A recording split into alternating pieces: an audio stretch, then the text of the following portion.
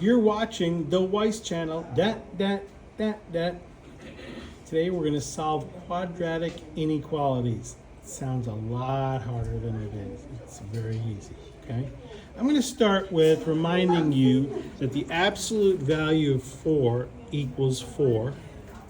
The absolute value of negative 4 also equals 4. The absolute value of a number always refers to the distance. Like, for example, if you gain 4 yards in football, you gain 4 yards. If you lose 4 yards, the amount of yards you lost was 4.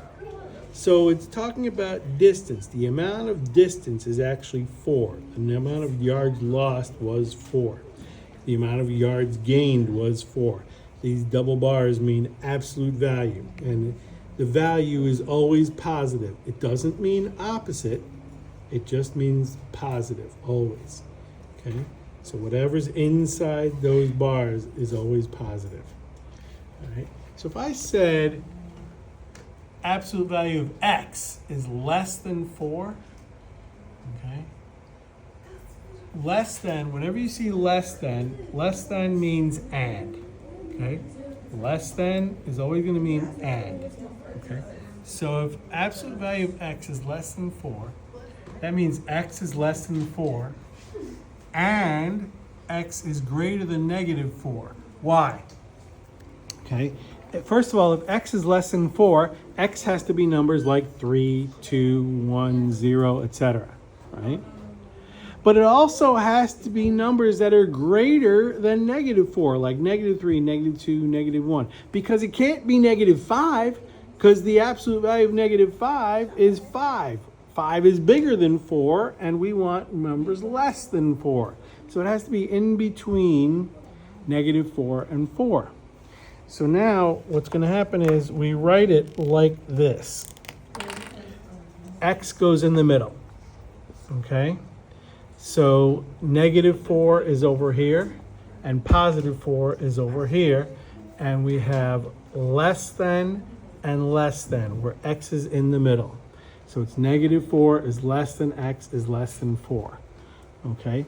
So this is called an AND statement, where x is in the middle, and this is how you would type it in your delta math. Okay? Now, here's the kind of, if it's greater than, right, that means or. When you see greater than means or. Okay? Means x is greater than 4 or x is less than negative 4. For example, if x is greater than 4, those are numbers like 5, 6, 7, numbers that are greater than 4.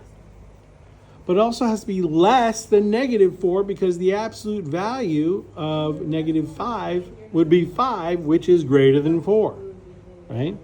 So we need all numbers that are bigger when you take the absolute value, bigger than 4, right? So this is how you would type it into your delta math. X is greater than, actually you do x is less than negative 4 or x is greater than 4. Okay. So here's the kind of problem you're going to see. X squared plus x minus 56 less than or equal to 0. Once again, less than, it's going to be an AND statement. So it's going to have x in the middle like this, okay? So you have to factor x plus 8, x minus 7, right, equals 0, all right? You pretend it's equals for a minute, okay? So like x equals negative 8, x equals positive 7. So that means you've got negative 8 to positive 7. Okay, so meaning x is greater than or equal to negative 8 and x is less than 7. So it's all these values in here. But you're not going to do any graphing in this assignment. Okay, so what you have to do is you have to do this. You have to have less than and less than. So delta math wants it typed like this. So you have to have x in the middle. So instead of having this and like here, you say x is between negative 8 and 7. But since x is greater than negative 8, that means negative 8 is less than x, okay? So that's why it's typed like this.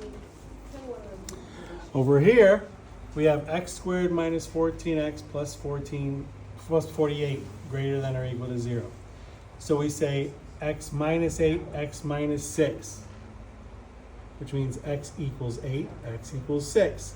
Now, since it's greater than, that's an or statement, or. So you're just going to say x is less than or equal to 6, or x is greater than or equal to 8.